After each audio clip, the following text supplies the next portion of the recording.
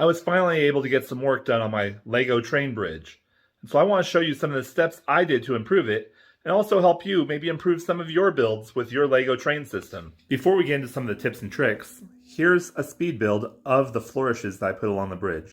I used a lot of slopes and arches, really just different pieces to create a smooth, clean flow, and really just give it some shape, give it its own texture. So as you can see, it was a lot of work. And although it looks really quick here, it probably took about 4.5 hours of digging through the bricks to find the appropriate parts. And I haven't even begun to add any color to it. This was only the dark gray portion. But let's jump into step one. So I feel like this bridge was really boring.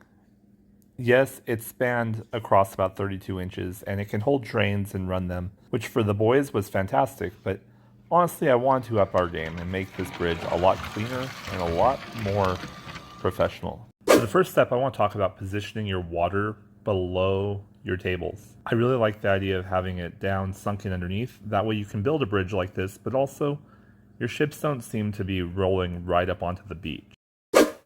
This next step is all about creating foundations that can hold up your bridge. So here it is, it's a brick-built tower. And if you look at it, it has the pre-built wall brackets across one section, mostly to be able to bridge the height, with a couple of pillar pieces, the 2x5s. And the bottom, I just did a brick-built flourish around the large wall pieces, so that it looks like a foundation that's just kind of sprawling out like rock that it was built off of. And then I put a row here on the edges on each side so that I can put like a light or something to mark like it's an entrance to a harbor or a bay.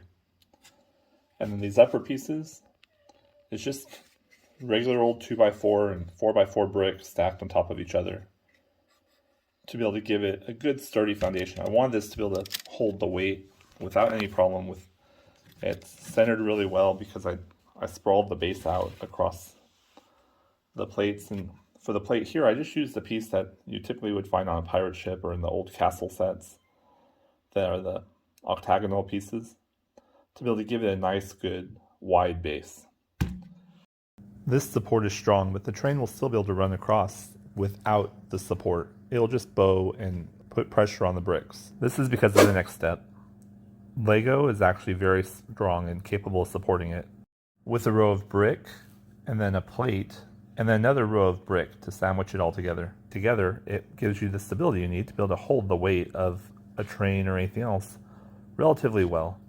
I added a row of horizontal supports on the bottom to balance out the train track on top and help hold the whole bridge together. And really, the train track is another major support.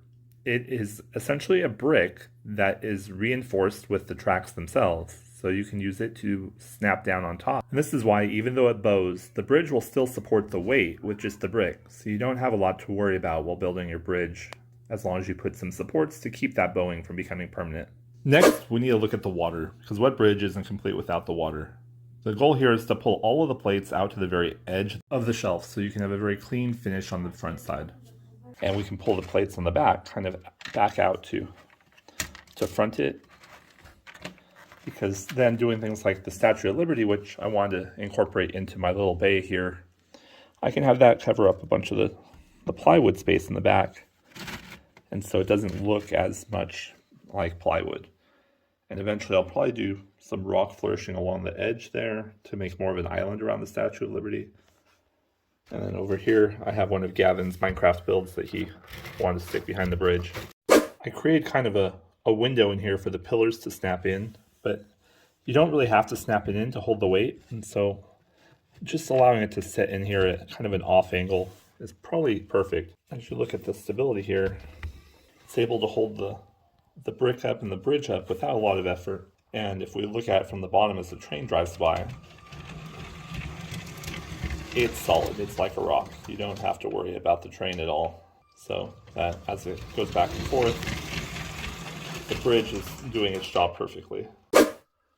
One thing I want to point out over here is how I elevated the track up to allow it to measure up with the bridge, because notice here the bridge pairs up with my wall, and I've got a plate with one large plate kind of as a stability with 2 thinner plates on top of it and then a brick. So that way the bridge actually sits directly on these plates, giving it the stability I need. And then the track snaps onto the brick. And here, just stepped it down so it's only 2 bricks, and then 2 plates and a brick. And if you look there, I put 3 plates, which floats just a little bit there in the center, but it lands perfectly on the one after it, until eventually it's elevated by just 1 plate over at the far end over there. By elevating the track that way, it allows it to have a nice smooth balance so that the train track doesn't bow or dip as you run the train across it, and it will allow it to meet more fully with the rest of the track on your set. So this evening I'm finishing the bridge with just the light gray and the dark gray. I haven't begun to do any of the additional color flourishes I plan, but I wanted to show you what we've done so far. So on this side we were able to build a castle turret with a little guard tower up there, and then just some brick-built arches with the horizontal plates that I'm planning on putting some planters on. For the midpoint, I decided to use some of these fenders with some cylinders on top that will probably become a planter or maybe a little statue. But my goal was to kind of keep a medieval theme and give it the look of a castle or part of a castle theme throughout the build. And this area here, we just continued with the castle walls until the arch on the far side, which was a mirror image of the original. You can't build a train bridge without testing the train bridge. Here goes nothing.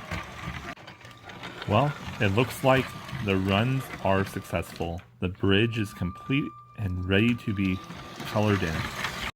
Here's the water scene with the boat restaged and the bridge at the stopping point for this evening. I hope you had fun watching this video and learned something you can take back to your city to improve your train experience. Thank you, and have a great night.